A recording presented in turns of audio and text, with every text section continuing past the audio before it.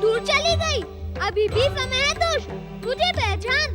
तेरा अंत करने के लिए ही मैंने परम देव श्री महागणेश की इच्छा से यह मयूरेश्वर अवतार धारण किया है। मेरी वरदानी शक्ति नष्ट हो सकती है, परंतु मेरी दानवी शक्ति कभी मेरा साथ नहीं छोड़ सकती।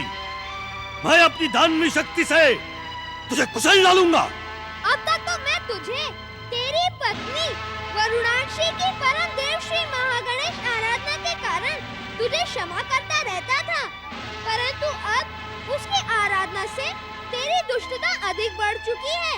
अब मैं उन्हीं परम देव श्री महागणेश का स्मरण करके तेरी दुष्टता का अंत करता हूँ।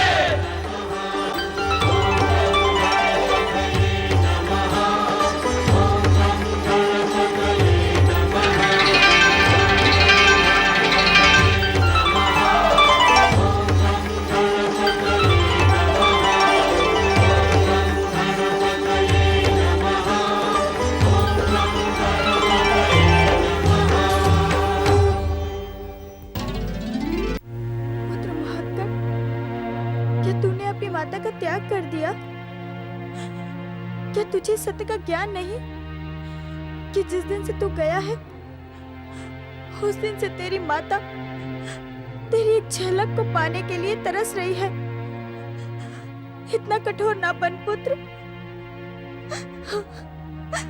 मैं जानती हूँ तूने किसी विशेष कार्य को संपन्न करने के लिए श्री महागणेश का अवतार धारण किया था। मुझे गौरव और माता का सुख प्रदान करने के लिए तू मेरा पुत्र बना था। उस विशेष कार्य के संपन्न होते ही तू अपने महागणेश लोक वापस लौट गया। तुझे तो संसार की मोह माया स्पर्श भी नहीं कर सकती, परंतु अपनी माता को तो देख पुत्र, तेरे मोह में वो बावली हुई जा रही है। तेरी मीठी मीठी बाल लीलाएं हर पल मेरी आंखों के सामने नाचती रहती है। महोत्कट महोत्कट की मधुर स्मृति में खोई देवी अदिति महोत्कट के साथ बिताए मधुर क्षणों की याद में भाव विभोर हो जाती हैं। महोत्कट की स्मृतियों में देवी अदिति को न तो अपनी सुध थी न ही संसार की। पुत्र वियोग के भयंकर दुख से दुखी देवी अदिति की व्याकुलता गौरी पुत्र श्री गणेश से छुपी न थी। फूट फूट कर रोती महोत्कट की माता देवी अदिति के दुख का अंत करने के लिए मंगल मूर्ति श्री गणेश ने अदिति आश्रम पहुंचकर अपने मधुर स्वर में कहा, माता अदिति, क्या हुआ? मेरे रहते हुए आप इस प्रकार आंसू क्यों बहा रही हैं? आप कितने दयालु हैं श्री गणेश। आप नहीं माता, मुझे तुम कहकर पुकारिए, क्योंकि जन्म देने वाली माता का पद तो पुत्र के लिए भगवान से भी ऊंचा होता है। आप कितने दयालु हैं परम देव श्री महागणेश। एक माता के दुख का अंत करने के लिए आपने पुत्र को भेज दिया। तुम मेरे महोत्कट ही हो ना? माता, क्या आपने अपने महोत्कट को मुनि कुमार के अतिरिक्त किसी अन्य वेशभूषा में नहीं देखा? नहीं, देखा तो नहीं, परंतु मैं तुम्हारी लीलाओं को जानती हूँ। अपनी माता को प्रसन्न करने के लिए तुम वेश बदल कर भी तो आ सकते हो महोत्कट।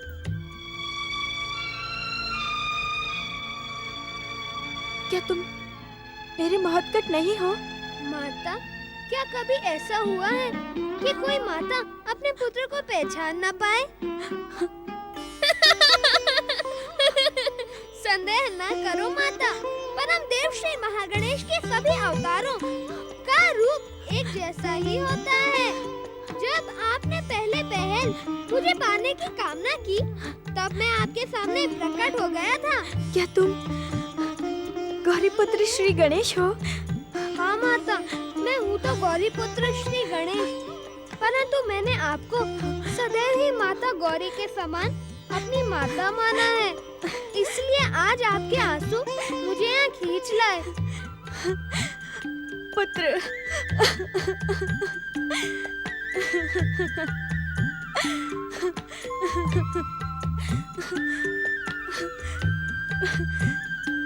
तुम मुझसे कितना स्नेह करते हो गजानन, परंतु क्या माता? अब तुम यहाँ से जाने की बात तो नहीं करोगे? जिसे तुमने माता के समान आदर दिया है, उसे दुख तो नहीं पहुँचाओगे? अपने स्नेह और बाल लीलाओं से मुझे धन्य करने के लिए मेरे साथ निवास करोगे ना गजानन? तुमने मेरी बात का उत्तर नहीं दिया मंगल मूर्ति। क्या तुम अपनी माता को फिर से दुखी करना चाहते हो? फिर से उसकी आंखों में आंसू लाना चाहते हो? माता, मुझसे किसी के आंसू देखे नहीं जाते। आंसू की शक्ति तो कठोर पर्वतों का कलेजा चीर डालती है। मैं तो निरा बालक हूँ।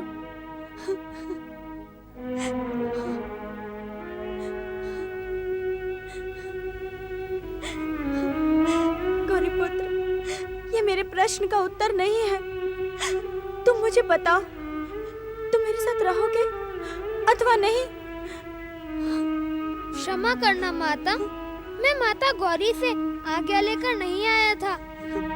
सच तो यह है कि तुम्हारे बहते आंसुओं ने मुझे माता गौरी से आज्ञा लेने का अवसर ही नहीं दिया। भागा चला आया। अब मुझे माता की आज्ञा लेने कैलाश तो जाना ही होगा। तुम कैलाश जाओगे तो तुम्हें माता पार्वती लौट कर आने नहीं देंगी। रो नहीं माता, रो नहीं। यदि तुम रोगी तो मैं भी रोने लगूंगा। मुझ पर विश्वास रखो माता, मेरी बात मानो। मैं माता को शीघ्र ही मनाकर यहाँ लौट कर आऊंगा।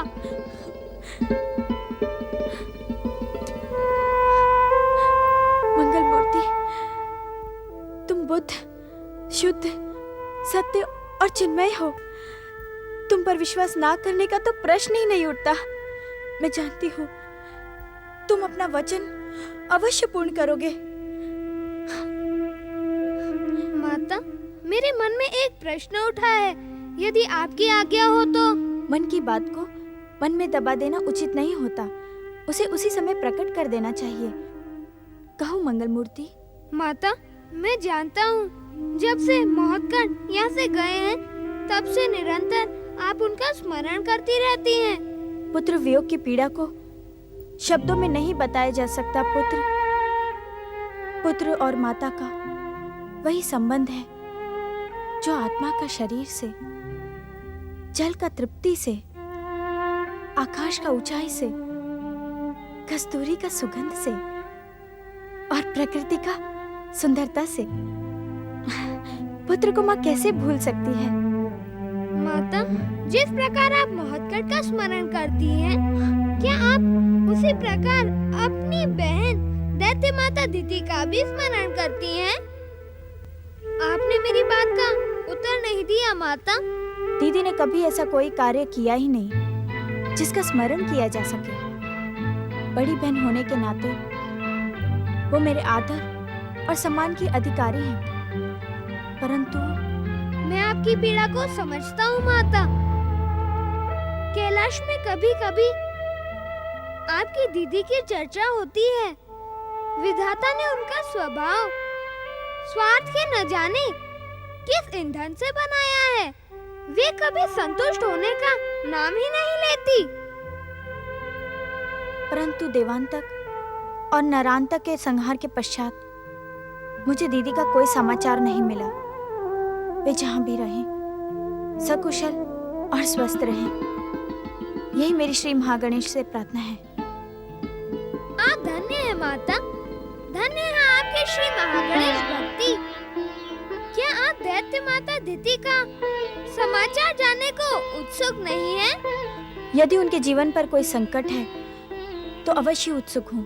दैत्य माता दिति इस समय अपने पौत्र तारकासुर के पुत्रों के वरदानी महलों में निवास कर रही हैं। तारकाक्ष, कमलाक्ष, विद्युन्माली और शांभुकी उन्हें यथा संभव प्रसन्न रखने का प्रयास कर रहे हैं।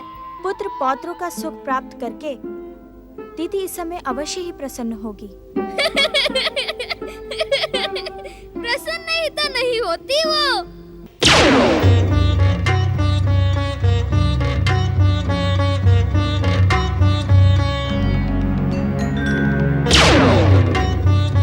ओम नमः शिवाय। ओम नमः शिवाय। भैया कमलाक्ष, क्या तुम भी मेरे ही समान भैया तारकाक्ष को ढूंढ रहे हो? हाँ विद्युन्माली, भैया तारकाक्ष हमें बिना कोई सूचना दिए न जाने कहां अदृश्य हो गए। उनके बिना हम अनाथ जैसा अनुभव कर रहे हैं। मैंने उनकी स्वर्णपुरी का कोना कोना छान मारा, परंतु उनका कोई पता नहीं चला। कहीं ऐसा तो नहीं किसी दुष्ट शत्रु ने उनका अपहरण? मूर्खों जैसी बातें ना करो विद्युन्माली। भैया तारकाक्ष का अपहरण तो दूर, उनकी ओर आंख उठाकर देखने का दुस्साहस भी कोई दैत्य शत्रु नहीं कर सकता। तो वे कहाँ हैं? हम उनके दर्शन करना चाहते हैं, उनका आशीर्वाद प्राप्त करना चाहते हैं। भैया तारकाक्ष इस समय कहाँ हैं? ये तो मेरे लिए भी रहस्य की बात है। हमें इस रहस्य को तोड़ना होगा, भैया तारकाक्ष को खोजना होगा। हमारी पुकार सुनकर वे अवश्य हमें अपना आशीर्वाद देने प्रकट होंगे। चलो हम मिलकर भैया तारकाक्ष को पुकारते हैं। भैया तारकाक्ष प्रकट हो। भैया तारकाक्ष, हमें अपना स्नेह प्रदान कीजिए। भैया तारकाक्ष, हम आपके दर्शन प्राप्त करना चाहते हैं। भैया तारकाक्ष प्रकट हो। भैया तारकाक्ष प्रकट हो। भैया तारकाक्ष, भैया तारकाक्ष प्रकट हो। प्रकट हो भैया तारकाक्ष, प्रकट हो। हम आपके दर्शन प्राप्त करना चाहते हैं। भैया तारकाक्ष, हमें अपने दर्शन दो। भैया तारकाक्ष, हमें अपने दर्शन दो। भैया प्रकट हो। पुत्र कमलाक्ष, विद्युन्माली, हम भी तुम्हारे ही समान पुत्र तारकाक्ष के अदृश्य हो जाने से चिंतित हैं। वो मुझसे कभी भी बिना कहीं नहीं जाता। माता, हम दोनों भैया को पुकार रहे हैं, वे हमारी पुकार को अनसुना नहीं कर सकते। भैया प्रकट हो। हमें अपने दर्शन दीजिए। भैया तारकाक्ष, हमें दर्शन दीजिए। पुत्र तारकाक्ष, पुत्र तारकाक्ष, हम तुम्हारी कुशलता के लिए चिंतित हैं पुत्र। शीघ्र हमारे समीप प्रकट हो। अपनी माता और माता मही की उपेक्षा न करो तारकाक्ष। प्रकट हो, शीघ्र प्रकट हो। ओम नमः शिवाय। अपनी मूर्खता भरी पुकार को रोक दो तुम चारों। तुम्हारी पुकार सुनकर भी वरदानी तारकाक्ष यहाँ प्रकट नहीं होगा। दैत्य गुरु, क्या आप भैया तारकाक्ष के विषय में जानते हैं? दैत्यों के आराध्य भगवान शिव की कृपा से इस संसार में ऐसा कोई भी रहस्य नहीं है जो दैत्य गुरु शुक्राचार्य ना जानते। हम अपने भैया तारकाक्ष की कुशलता के लिए चिंतित है दैत्य गुरु। हमें शीघ्र बताएं दैत्य गुरु, भैया तारकाक्ष इस समय कहाँ है?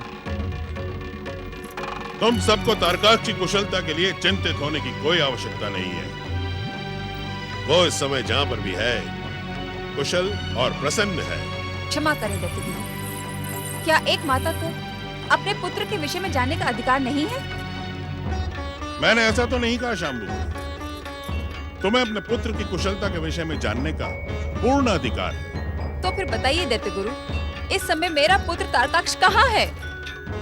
शाम्बू, इस समय तारकाक्ष मेरी आज्ञा से हिमालय पर्वत की उत्तर दिशा में शिव आराधना के लिए गए।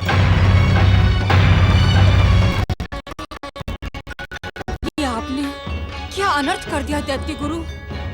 अनर्थ?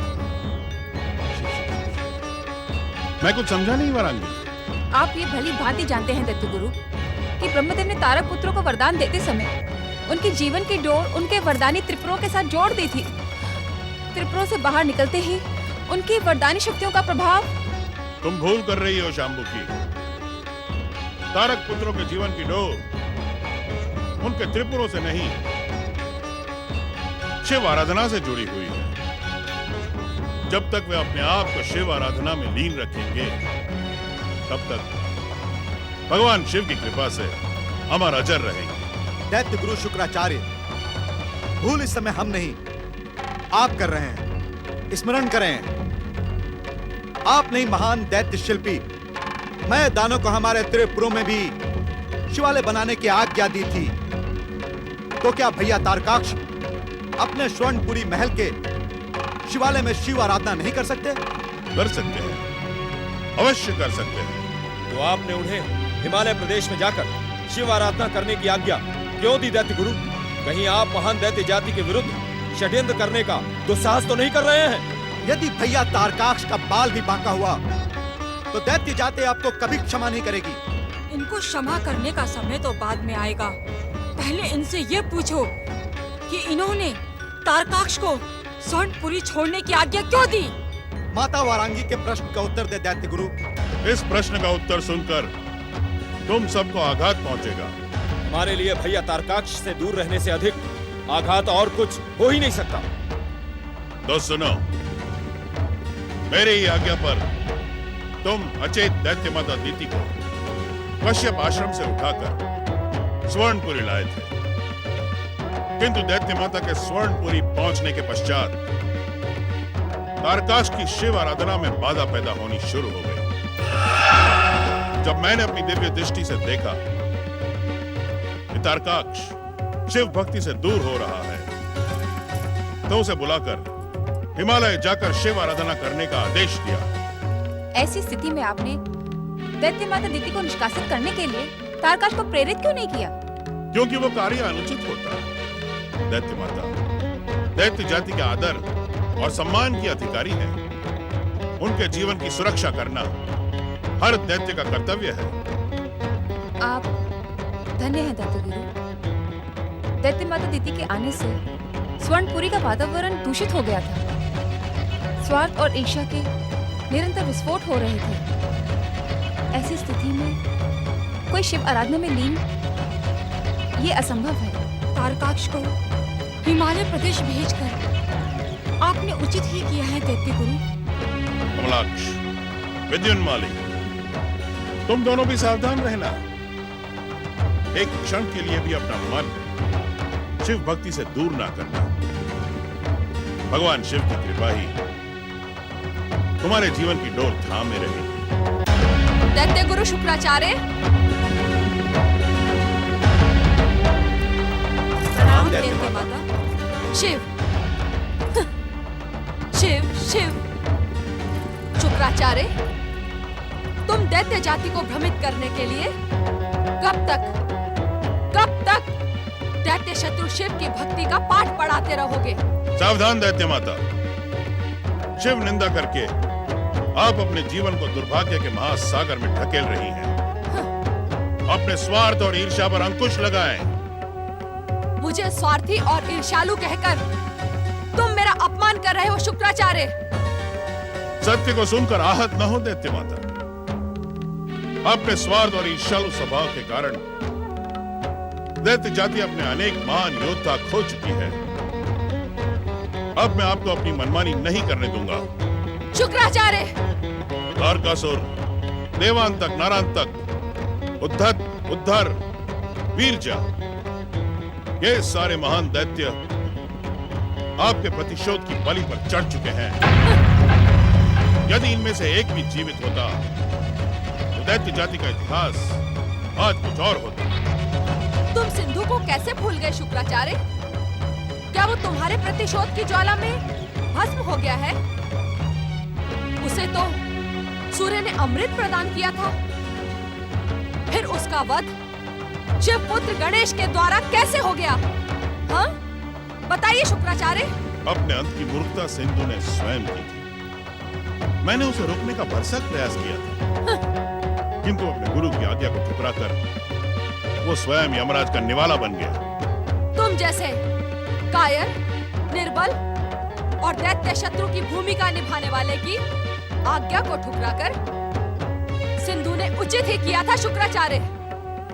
तुम तो महान दैत्यों के गुरु बनने के योग्य ही नहीं हो। ये प्रश्न मैं भी उठा सकता हूँ दैत्य माता। क्या आप स्वयं को दैत्य माता कहलवाने के योग्य हैं? क्या माता के हृदय जैसी ममता का अंश आपके हृदय में है? दैत्य माता, मैं आपको अपमानित नहीं करना चाहता, किंतु यह भी सच है कि अब दैत्य जाति को आप पर विश्वास नहीं रहा है। महान और वीर दैत्य आपके स्वभाव को पहचान चुके हैं। ये जानते हैं कि आप अपने स्वार्थ के लिए दैत्य जाति को उकसाती हैं, उनके अंत की भूमिका रचती हैं। दैत्यों का विश्वास पाने के लिए आपको अपना स्वभाव बदलना ही होगा। ना तो मेरा स्वभाव बदला है और ना ही बदलेगा शुक्राचार्य। एक दिन मेरे इसी स्वभाव की विजय होगी। विजय। संसार मेरे चरणों में सिर झुकाएगा और मुझसे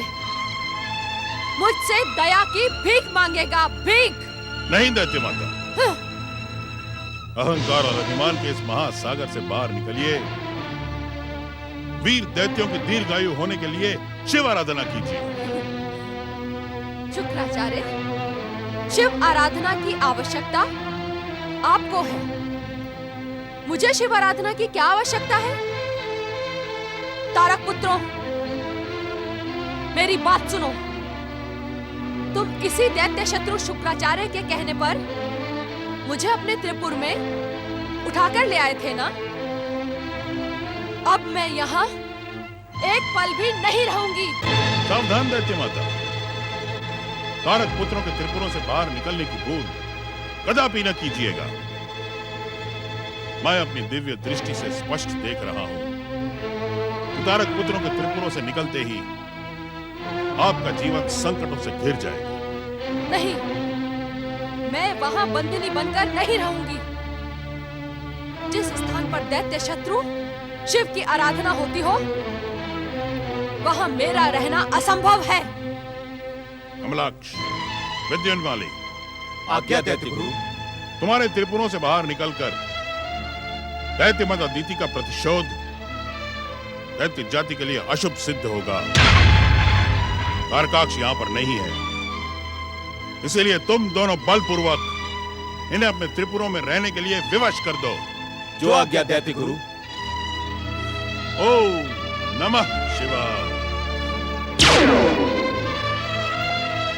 ओम नमः शिवाय। दैत्य गुरु शुक्राचार्य की आज्ञा का सम्मान करना हमारा कर्तव्य है। दैत्य माता, आप हमारे पुरों को छोड़कर नहीं जा सकती। जिस स्थान पर शिव आराधना होती हो, मैं वहां रह भी नहीं सकती। आपको यहाँ रहना ही होगा दैत्य माता। दैत्य गुरु शुक्राचार्य का कथन सत्य का प्रमाण है। हम आपको जानबूझकर संकटों में नहीं धकेल सकते। आप हट न करें दैत्य माता। अपनी और दैत्य जाति के कल्याण के लिए आप तारक पुत्रों के साथ शिव आराधना करें।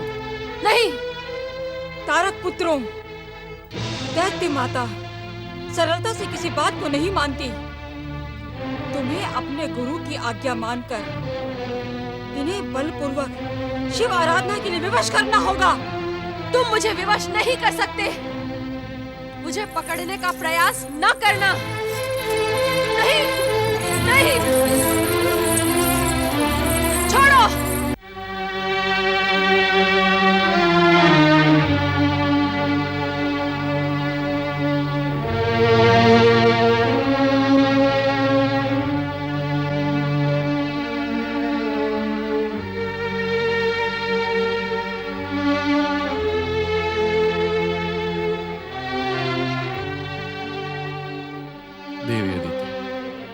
तुम इस सत्य को स्वीकार क्यों नहीं कर लेती कि परमदेव महागणेश की इच्छा से महोत्कट को हमारे साथ उतने ही दिन रुकना था।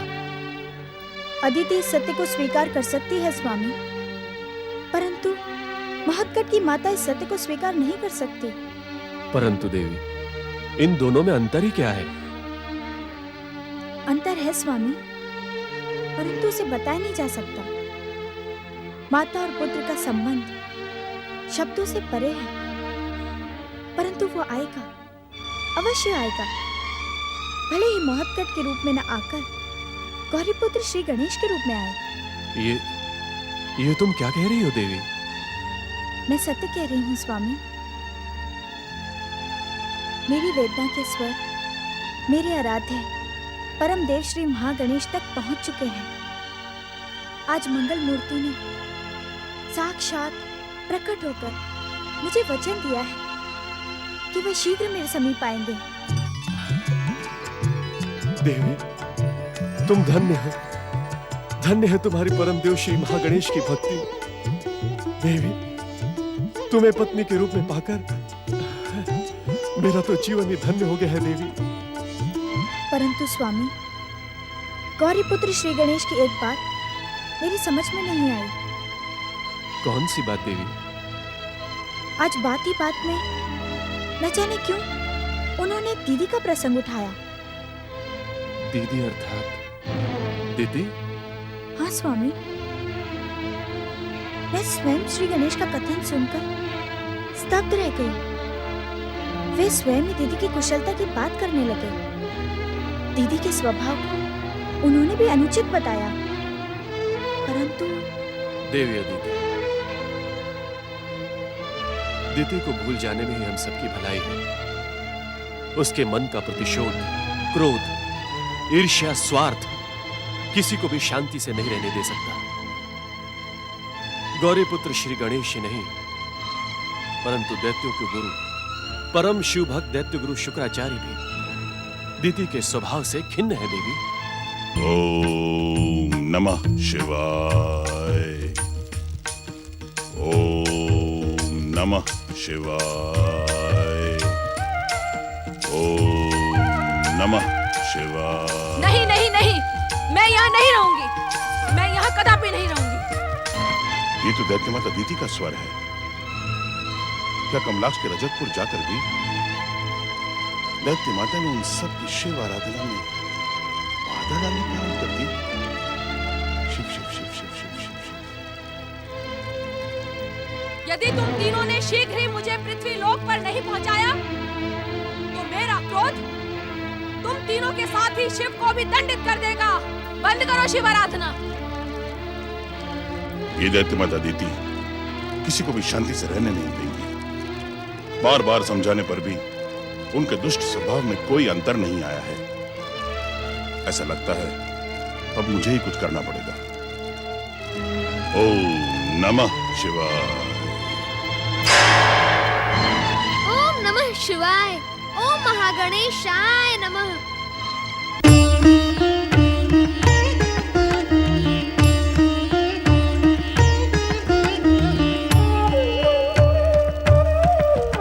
गौरीपुत्र श्री गणेश, आप यहाँ मेरे आश्रम में? दैत्य गुरु, लंबे समय से आपकी कुशलता का समाचार नहीं मिला, इसीलिए आज मैं स्वयं आपकी समीप प्रकट हो गया। वैसे तो मेरा यहाँ आने का उद्देश्य कुछ और है दैत्य गुरु। वो उद्देश्य क्या है मंगल मूर्ति? मैं यहाँ आपकी शिव आराधना का उद्देश्य जानने के लिए आया हूँ दैत्य गुरु। पार्वती नंदन को ये बताने की आवश्यकता नहीं है कि शिव आराधना का उद्देश्य क्या होता है। मैं जानता हूँ गौरी पुत्र कि आप ये प्रश्न मुझसे किसी और उद्देश्य से पूछ रहे हैं। बताएं मंगल मूर्ति, आपके इस प्रश्न का उद्देश्य क्या है? मेरा तो एकमात्र उद्देश्य है दैत्य गुरु कि आपकी शिव आराधना सफल हो, आपकी हर इच्छा पूर्ण हो और आपके ही समान शिव आराधना करने वाले तीनों तारक पुत्र शिव कृपा के पात्र बने रहे। मैं जानता हूँ दैत्य गुरु, इस समय आप तारक पुत्रों की शिव आराधना में दैत्य माता दिति के कारण पड़ रही बाधा को समाप्त करने के लिए जा रहे थे। मंगल मूर्ति, आपसे इस संसार का कौन सा सत्य छुपा है? दैत्य माता दिति के प्रतिशोध की वेदी पर न जाने कितने महान दैत्यों के जीवन की आहुति दी जा चुकी है। अब तो उन्हें किसी भी प्रकार रोकना ही होगा। क्या आपके रोकने से दैत्य माता दिति रुक जाएंगी? उनके प्रतिशोध को तो यमराज भी नहीं रोक सकते मंगल मूर्ति, किंतु मैं एक प्रयास अवश्य करना चाहता हूँ। दैत्य माता दिति के संबंध में अब तक आपने जो प्रयास किए हैं वे सब अनुचित थे। आप शिव कृपा से तारक पुत्रों के जीवन की रक्षा करना चाहते हैं, परंतु दैत्य माता दिति के कारण वे शीघ्रता से शिव कोप की दिशा में बढ़ रहे हैं। ये आप क्या कह रहे हैं मंगल मूर्ति? मेरे कथन पर संदेह करके आप उचित नहीं कर रहे हैं दैत्य गुरु। मेरी बात ध्यान से सुने। तारक पुत्रों के जीवन की सफलता में दैत्य माता दिति सबसे बड़ी बाधा है। उन्हें जितना शीघ्र हो सके उनसे दूर कर दे, अन्यथा भगवान शिव के हाथों तारक पुत्रों के वध में विलंब नहीं होगा। मंगल मूर्ति, मैं आपको सावधान करने के लिए आया था दैत्य गुरु। यदि दैत्य माता तारक पुत्रों के साथ रही तो उनके अंत का माध्यम मुझे ही बनना पड़ेगा। ओम नमः शिवाय, ओम महागणेशाय नमः।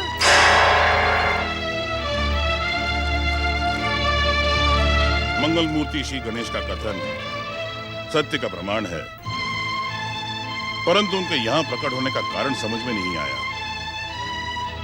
दैत्यों की सफलता और जीवन की चिंता मंगल मूर्ति कब से करने लगे? वे तो दैत्यों की सफलता के सबसे बड़े बाधक हैं। परंतु अब दैत्य माता दिति का उपचार करना ही पड़ेगा। ओम नमः शिवाय।